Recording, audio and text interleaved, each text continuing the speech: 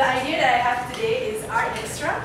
I think we all know that art is something very meaningful and powerful, yet only artists know that. So I wonder if we can expand this idea of art and actually include other people together with us. So to me, art extra is more than just a creative expedition. It's a chance for artists to explore and talk about what they do. At the same time, it's a chance for people to believe in the arts again. So let me explain more about it. So we start with the problem first. Of course, us being in Kuala Lumpur, urban Malaysians are too occupied. I feel that, with social media, with increasing demands, traffic every morning, evening, now even nighttime. So we are too occupied. And on top of that, we are disconnected from each other and also from nature. So a bit of introduction, I used to be a teacher in a school in rural Sarawak. And when I was a teacher there, in that environment, I felt so connected to nature. And I felt it was easy to communicate and connect with my students, with the community at large, just because I was giving myself the chance to connect. But here, when I'm back in Kuala Lumpur, I feel the rush, and I do feel disconnected from a lot of things. And the more I talk about art, I meet a lot of art people, but then there's a lot of people who don't know about art, and it makes me very sad. So, hence this project. And one thing that's very dangerous is that I feel a lot of artists, including us, we are all guilty, we are disengaged from the community. So, it just got me thinking that we must find something around this. So, there is an opportunity. I feel that if people know that they can just take a break, go for a holiday, go for a creative expedition, and join forces to do something meaningful, then maybe art can be better or more meaningful to the community. So I feel that Malaysians in rural areas should have better access to the art market, because we know this happens in KL. Does it happen in rural areas in Malaysia? I don't think so. And so it's also a chance for us to learn together, even though yes, we know how to do our art forms, but a lot of people out there, they only learn pendidikan seni visual, and once they graduate, it's gone. They don't even, it's not tapped, and I feel really love. So we can also, there's an opportunity to do a contextual art exhibit, because exhibitions we see happen in galleries. But what if we bring the exhibition out and actually gather somewhere so that more people can see it? So the idea that I have, Art Extra, is going to be a camp. It's going to be a session, more like an event that happens at a specific time, linking these three people together. So of course, me and my team, we are the organizers. We will engage with creative people. They could be musicians, they could be artists, they could be teachers, they could be scientists. As long as they are creative and they want to do something for the community, we will join forces and brainstorm on what we can do. And then there will be a 2-day excursion where we go to the community to engage with them, whether through workshops, whether through exhibitions, activities, etc. So Art Extra will be in the center of this stakeholders. So in terms of value, I think this is very valuable because we should know that art has something to offer. And I feel Art Extra is a moment of self-healing, where we need to take a break and we have to reassess, take a step back and think, what are we doing with our life? So I think for me as well, when I focus on my art entrepreneurship too much on the business side, I need to take a step back. And to me, this is one thing I can do. And then there's continuous growth. I met so many friends who are also doing the same thing as me, but we are stagnant. We keep on doing the same thing over and over again. But if we join forces once a year, once a month, it's continuous growth for us, and it's very valuable. Then the community will also know more that, oh, I do brilliant, this kind of art, Malaysians are talented. So art appreciation would increase, and that's what I anticipate. And of course, networking is always good for everyone. So this camp will actually bring all these 4 different propositions together. And so let me walk you through what Art Extra Camp is actually about. This is a schedule overview. It's a 1-week art exhibition, out of which the first 2 days we will meet together. The creative people and the organizers would discuss and exchange ideas and have sort of like a get-together of what each other are doing. So I call that exchange art ideas. And then on the 3rd, 4th, and 5th day, we will come together and strategize. How do we actually go out to the public? And on the last day, we actually go out to the public. Whether you can imagine if, let's say we go to Port Dickson, and then at one community hall, we actually run the program. Or we could be in Sabah, and then we join the Jesselton Art Market, so that we can make it a better experience for everyone.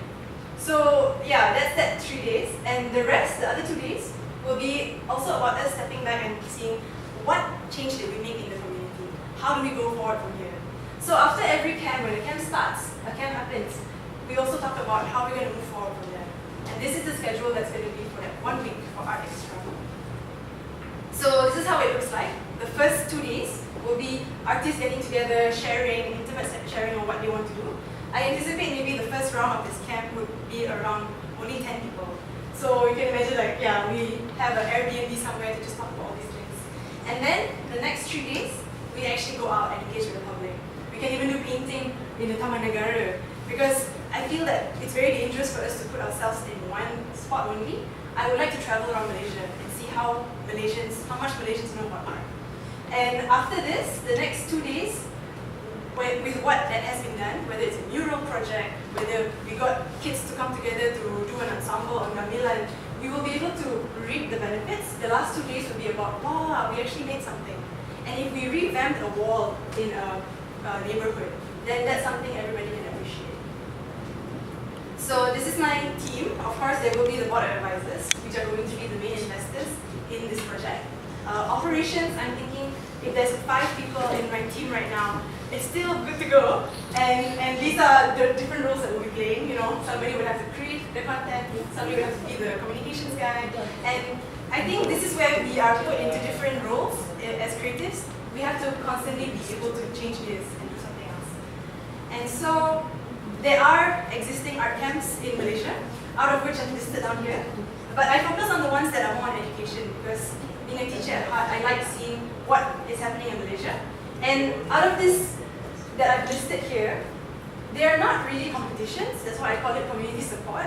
I feel that if we have a camp in Penang, then I can engage with arts there.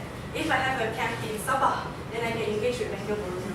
They are actually doing things in their own areas. But if we come in, there's an extra hand, or we can do more than that.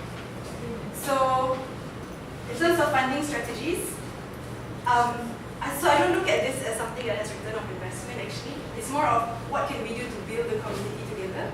So I'm looking at monetary funds that is only 40% to cover the entire camp.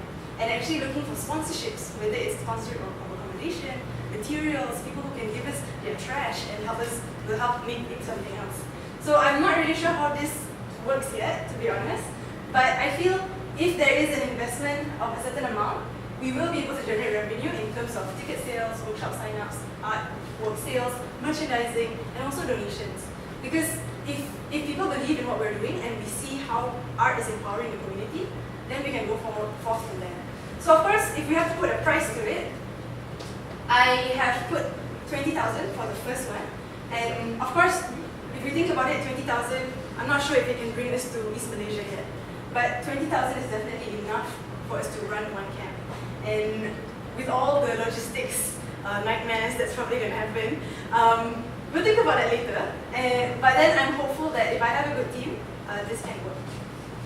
And so the measurement on how, it's more like a KPI, how do we know what we're doing is actually impacting the community? So it comes back to the value proposition. We have these 4 things, these 4 areas. And I thought first we'd have a pre-camp and a post-camp survey for both participants, the artists, the creatives, and also for the participants of the workshops, the community. We can also have a tab of number of overall participation, number of artworks that we created during the camp, data collection of total sales from the tickets and also from the artworks that was sold during the 1 week, and then interview with participants, and then how is the public looking at our camp? Is it actually something positive or is it something too weird? So we also want to put in a sense of ownership for the community on how they can own their own art. So of course, everything involves a shift of mindset in art appreciation and placemaking, which eventually comes to a positive social change. So I know it's a very big picture, but inshallah, I hope if I can connect with like-minded people, we will be able to make this fly. So this is what I have to do actually in terms of work. So there's these different steps, and then there's that 3 steps of the day itself. So there's a pre-camp, during the camp, and post-camp. And where are we right now? We're actually right there. So I really don't know how far this idea can go, but I am willing to take a chance and see really how far it can go. So with that, I thank you.